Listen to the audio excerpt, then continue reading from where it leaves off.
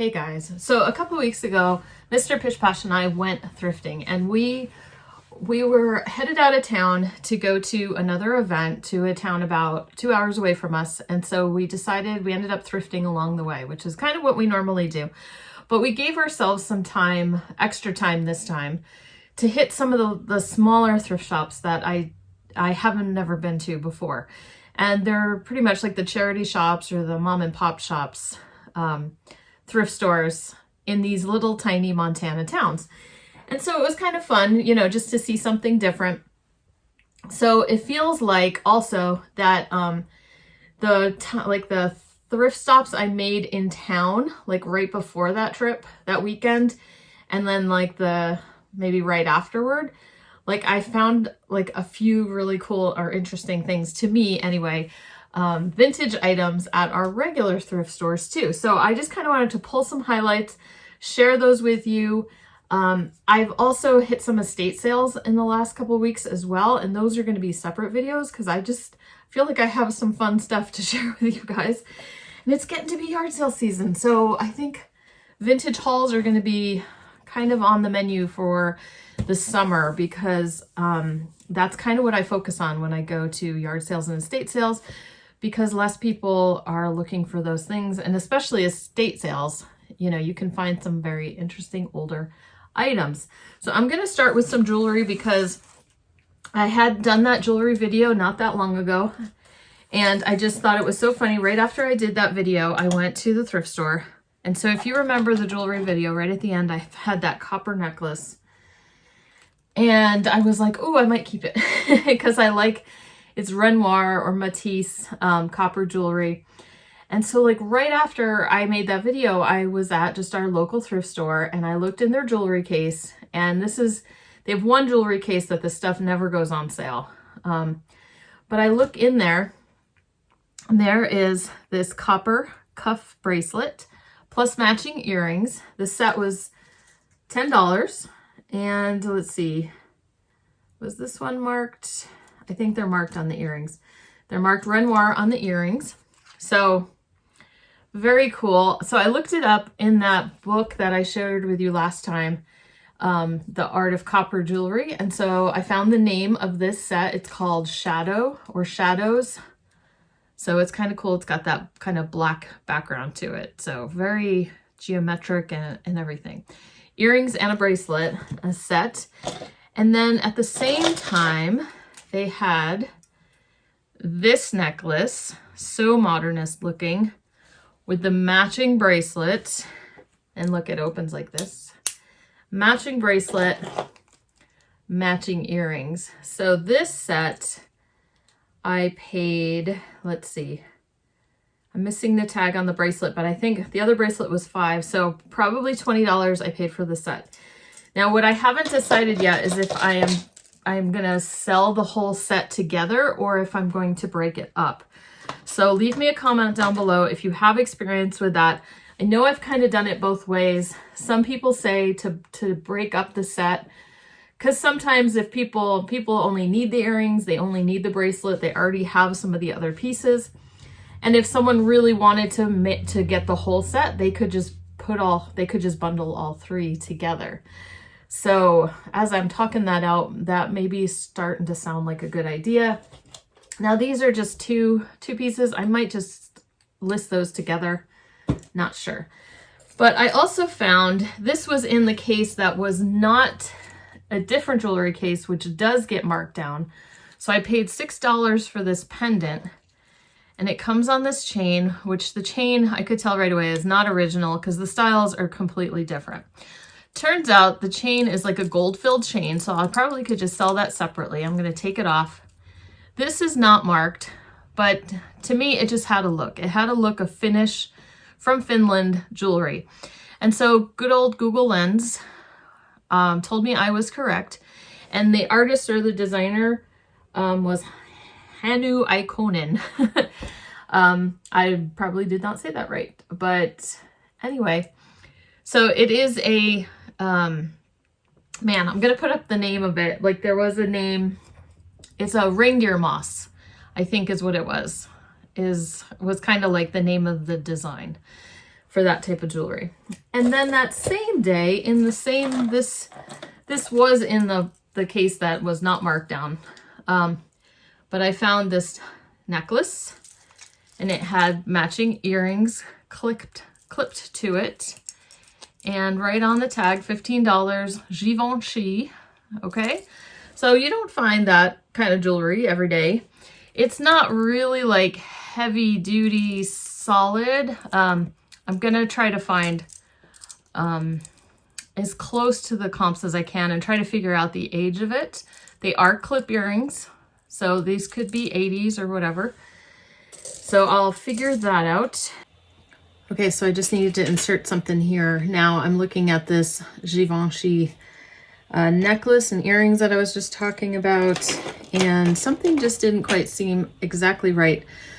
The earrings are actually the only things that are marked, which is not completely unusual. They're marked, right? Givenchy, Paris, New York.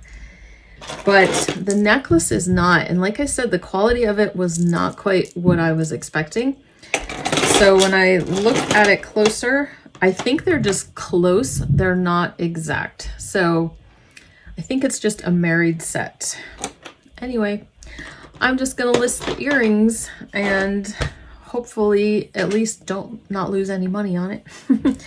It's a pretty necklace, but it's unmarked. So maybe I can get a few bucks out of that too. And then same day, another first for me for jewelry was this bracelet with these rhinestones and faux pearls, you see, and then matching earrings. They're clipped together. That's why they look funky. But I don't think the earrings were marked. Oh, maybe they are. No, maybe not. Anyway, but the bracelet was, and the bracelet is marked Cellini. So if you get a chance, or someday I'll talk more about some more jewelry brands, but this one is Cellini, and I can't remember if it's the same company or partner company, or if it's like Renoir and Matisse, it's the same company, just different types of, like a different line. I forget how it works with Cellini, but it's Selro, S-E-L-R-O, and Cellini. And so this is my first time ever finding a Cellini piece. So bracelet, I only knew it because the bracelet was with it. So I'm sure there's pieces, there's clip earrings out there that are Cellini. And there are certain websites that can help you figure that out. You can look up, is it Selro? And it'll let you know, there's some like online database type things that can help you figure out if it's really by that designer, because you can find like a matching or a similar piece. So this is not a high dollar type of Cellini or Selro. They do have pieces that are more valuable, and then this one is kind of skinny. So the bigger, the chunkier it would be, the better the price I would get. So same thing.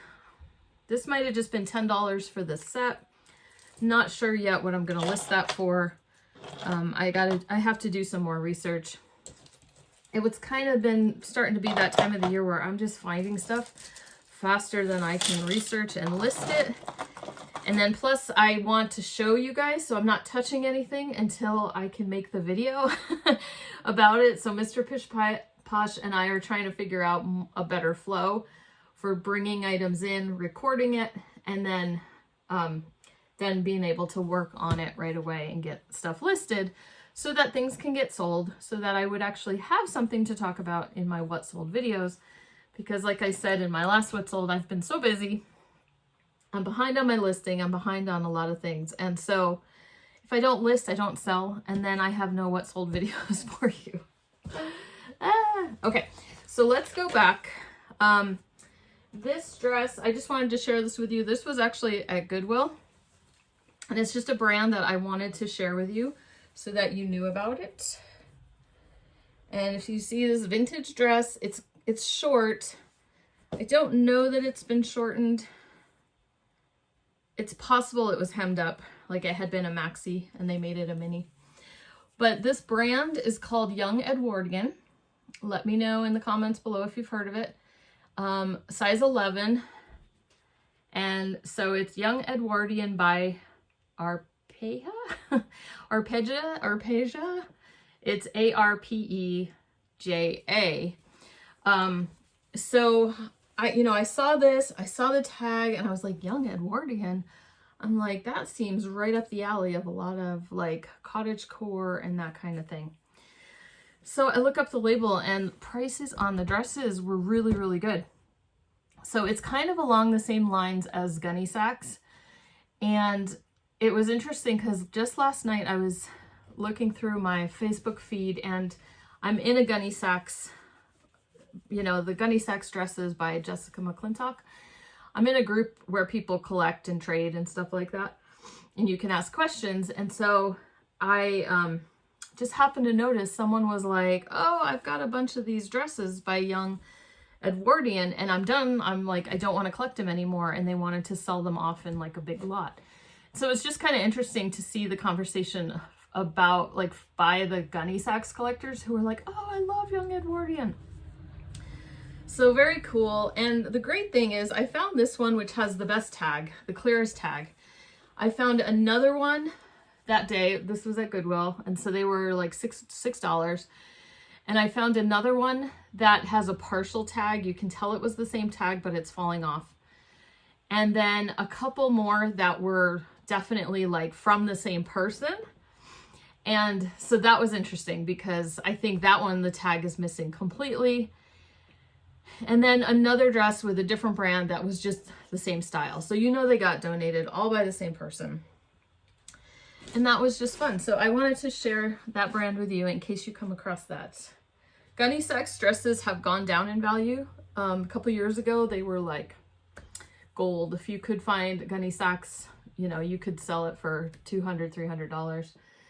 Certain styles, certain prints are called unicorns, and they're really hard to find. And so people will still pay up for those that are really sought after.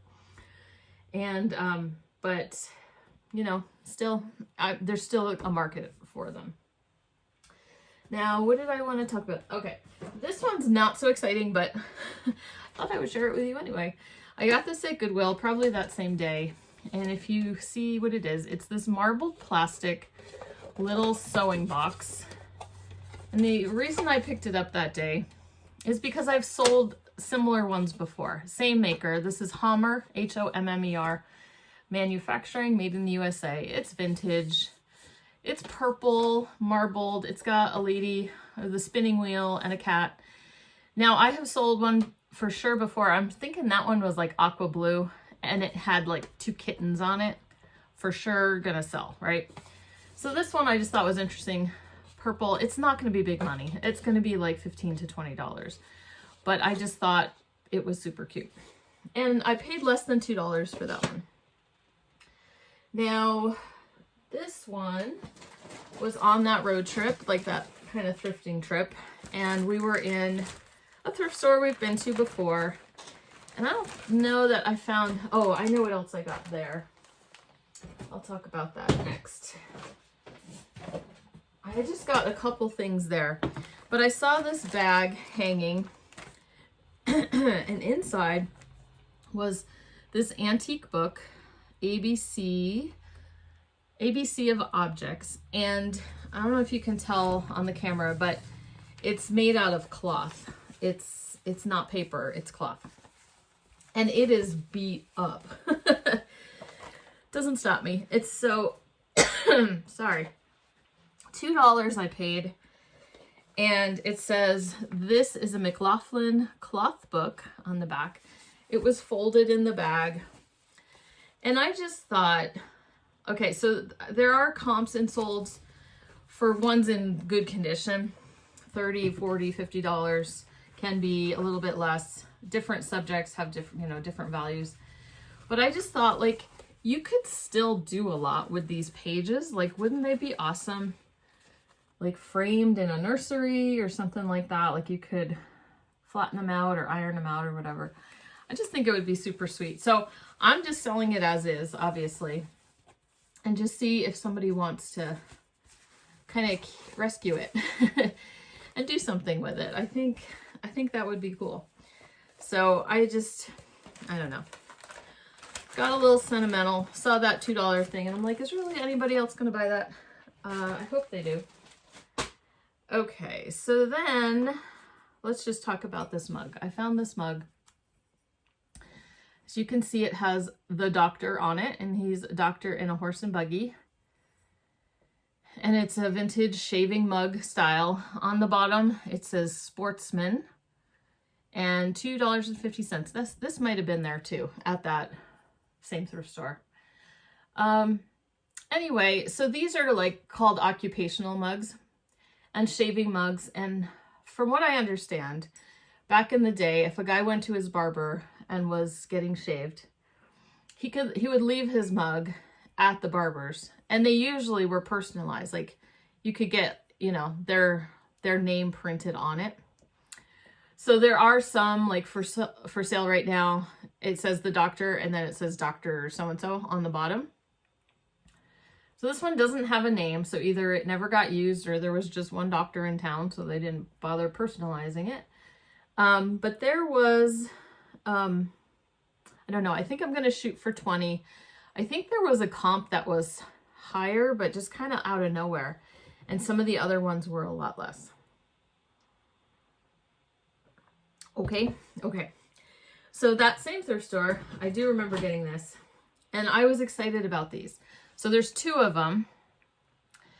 As you can see, I'm getting some light from my window. Okay. And what's interesting is that I think the value of these have gone down a little bit. You take the lid off. What this is an egg coddler.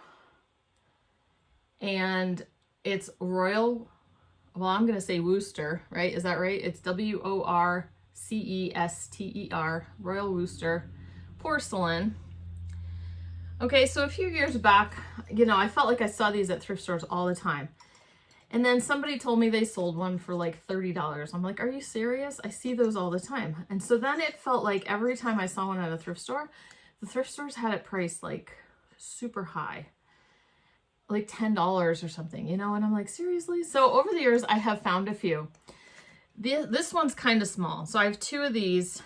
I think I did get the name. It's like June flower or something, you know, June something. And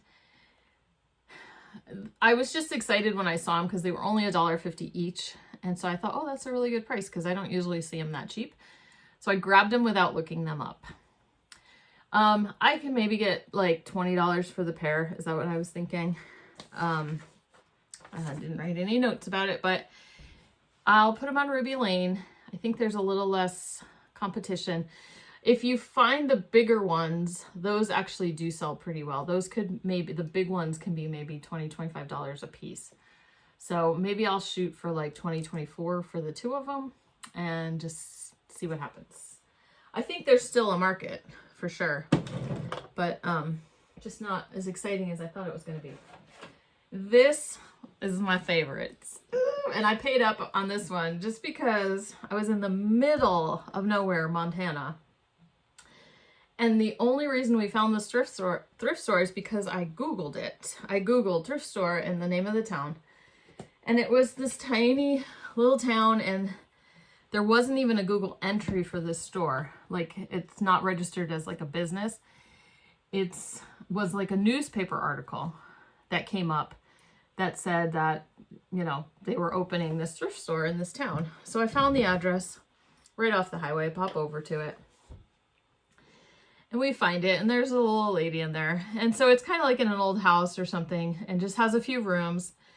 And so she had like some Coach purses, and she had some Pendleton, and there was a bunch of Western type stuff, you know.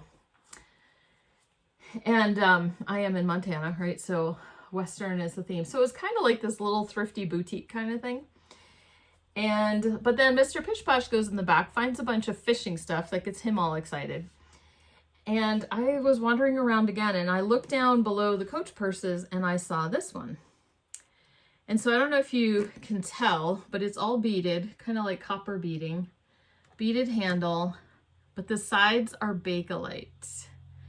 So very exciting, because I have never found one. Bakelite purses, kind of collectible, you know, it's just from a certain time period. I would say like the 50s, 40s or 50s or something. Here's the inside. Some of them have maker names. This one doesn't have any name on it.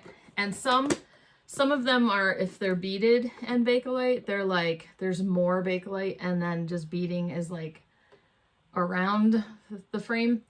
Now, I did pay up for this because I was just so excited to find it. And I paid $45. So I am going to try to double my money. I don't know if I'll be able to. There was a black one that sold for like $65. So I would definitely say yes. It was a very emotional purchase. But we are going to, I will do a video soon. You know what? No, I don't have anything right in front of me. As I sat here telling you it's Bakelite, I'm pretty positive it's Bakelite. And so watched it like be lucite or something, and I totally made it up. It smells like perfume, so it's kind of hard to tell. But anyway, it has that look. It matches ones that I saw online that say Bakelite. But anyway, I did promise a Bakelite video, how to test for it, and I will have that out for you this week. But anyway, isn't it cute? It's like so stinking cute. Part of the reason I was okay paying the $45 was because I would keep it, but then I feel bad because I don't know that I would use it. So like if I had a place where I could just like look at it every day, I don't know. Anyway, it's fun.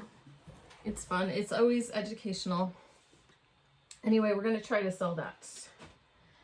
And you know, we're caught up in the moment thrifting. And of course, at that thrift store, she's like, oh, you know, she's like, did you see the sign? We don't take credit card. And I have a card that I use for purchases that I can kind of keep track of everything in one place. And we're just bad about carrying cash. And so we had to borrow some money from our kid. And fortunately, he had it. Okay, got some utensils. Guys, if you've been with my channel for a little while, you've seen my utensil video. This one, Mr. Pish Posh thinks I have another one with this pattern on it. I don't know if it's the same as one of these three, but I just picked these up, I think local thrift store, but I just wanted to share. These are just marked stainless steel USA, but they're very similar to like the Echo kind. But what's nice, it's got vegetables, but it does have a mushroom on it. So I can kind of use that as a selling point. So I will probably shoot for $10 a piece on those. I was probably charged like $1 a piece on them. Okay, and then another thrift store we went to was having a sale on shoes. So the first thing I saw were this pair of Ferragamos. I'll let you see the Ferragamo. Is it upside down?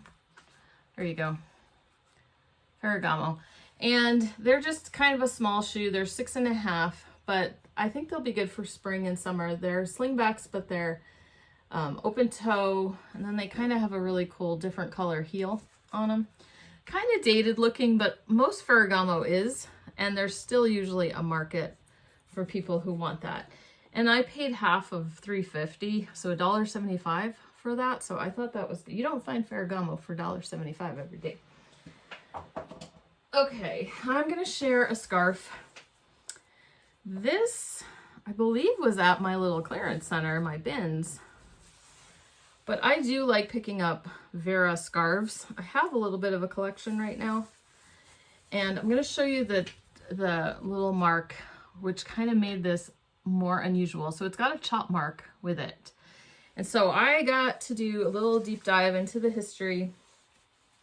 There's also this tag on here that tells me that it's pure silk and it was hand printed and made in the People's Republic of China. Okay, and there's some Chinese characters over here. So I looked it up, and this is from 1975, so the year I was born. And Vera was celebrating her 30th anniversary, is what I read. And she went to China, People's Republic of China, and she started a collaboration with them so that they were manufacturing the scarves, but then they were being sold in the United States. And that was the first time American designs were produced in China to sell in the US. So that was 1975. I found there's even a New York Times article about it from 1975. And so in that collection, there were 8 designs. So Vera scarves aren't necessarily super valuable. You know, certain patterns and prints are a little more unusual, but there are people who collect, and there's guides online about the age of like how big the logo is on the scarf. And sometimes the logo had a butterfly next to it. And so there's information about how big the butterfly and like what, you know, things like that, whether it had a butterfly or didn't, can help you figure out the age of the Vera scarf. So I just figure I've been picking them up at like the bins, and I might even just make a collection of them and sell them in a lot. But this one I'm going to list separately because it's part of that collection that was kind of rare. And I did find Worth Point had this one sold recent years. It sold for $25. I thought I had found a comp a little higher somewhere else, but that was what I came up with just now when I was researching. But it's very pretty, isn't it? Very, very pretty. So some were square and this one's rectangular. So anyway, that's a little bit of history there about that. Then I also just wanted to share with you a recipe tin. This one is by Acme. Is that what that says? It's made in the USA. It looks like it says Acme. No, it's J and then CHEIN. It's missing the I, and so that's why it didn't even look like what it normally is. But it's kind of a common tin maker. And anyway, so I always pick these up. If they're in good condition, I always pick these up. It's best when they're filled to the brim with other people's recipes. They sell so much better because people want recipes from back in the day, the ones that are handwritten or whatever. This one just has dividers and it has blank index cards. So it won't be crazy good money, but I've sold full of recipe boxes for $40, $50 if they're chock full of recipes. This one might just be more like 15 to 20. And it's kind of a pattern that I'm not familiar with. Some of them you see over and over again, and this one I haven't seen before. Okay, and then I just wanted to end with some belts because there was one thrift store we were going in, and look at my belts. And we were, again, middle of nowhere, and we hadn't been to this thrift store before. And we're kind of poking around. The lady was really nice, but we weren't really finding anything. And then all of a sudden I found the belt section, and it was just loaded. And so of course I'm finding Western styles. This one is just Talbots. It's got the conchos. And if you remember the Western belt, or the belt video I did for women's, and I said most brands, if it's a Western style, it'll do pretty good. This is Talbot's, and it's still not that great, right? The Western didn't add very much. So we're talking maybe $15 for this one. I thought it would do better because I'm like, oh, it's Talbot's, but it's Western, so I'm going to get it. Shows what I know. Then this one I picked up because the buckle and the tip and the little thingamajiggy that I can't think of what it's called right now is sterling silver. The belt itself is not super exciting. I might just list it as is and just, you know, let the buckle kind of add the value to it. Then this one is hand tooled. Okay, it's got the acorns and oak leaves. That's kind of cool. Hand tooled. And so on the back, it just says made in the USA, and it says hand laced. Now, the lacing is gold colored. So there's comps like kind of all over. And then one of the comps was like $69 for, you know, this doesn't even have a buckle. I don't think that one did either. And same, like that one was a size 34, and I think this one is a 32. But it was the same acorn motif. The braiding, the hand stitching was gold, but it was just a different pattern. $69. So I don't know, that surprised me, because it's like no name. It's not like it's, you know, a Western, well-known Western brand or anything. But there were other ones kind of similar that were for a lot less. So we'll see. This one, probably just kind of a basic. I picked it up because it was Western looking. It's like braided, and it does have some hand tooling on it. Nothing super exciting. I don't think anything written on the inside, but kind of distressed. You know, if I ever wanted to do some kind of Western lot, I could maybe throw that in, or I'll just try it and get $15 or something for it. Here's another one, similar idea. It's got tooling of pine cones. Again, no brand, but kind of has some interesting little, I don't know if that's somebody's initials, because a lot of times the handmade, hand-tooled belts and leather working stuff got personalized. Or it's a brand, maybe like brand, cattle branding kind of thing. I don't know. So we'll try for that one. This one, I just kind of liked the style, and it might just go, well, look at that. That's kind of cool. It's Gap. It's nothing like super crazy valuable. But it's leather, and it kind of, that fold over belt, that fold back belt kind of look with the ring is kind of popular. So we'll just see. Maybe Gap, you know, that'll add some value to just a Gap belt.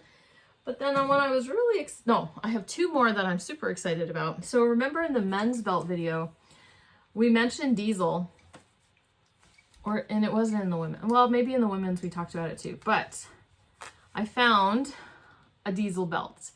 And I remember saying in one of those videos that the stuff with spell out seemed to do a lot better. Okay, so I've got this big old like enamel belt buckle, says Diesel right on it. We've got all the tags, which I haven't really gone through, like where it's made.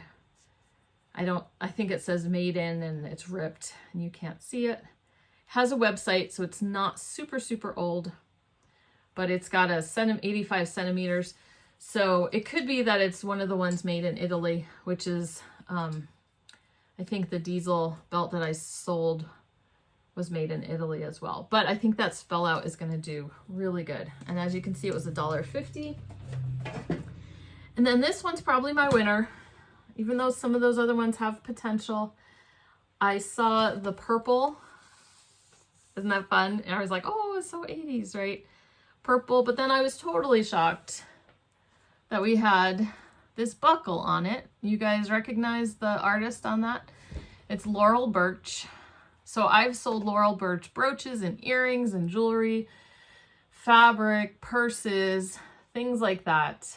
She's kind of known for her cats, but it's signed right on the back. Stallion by Laurel Birch.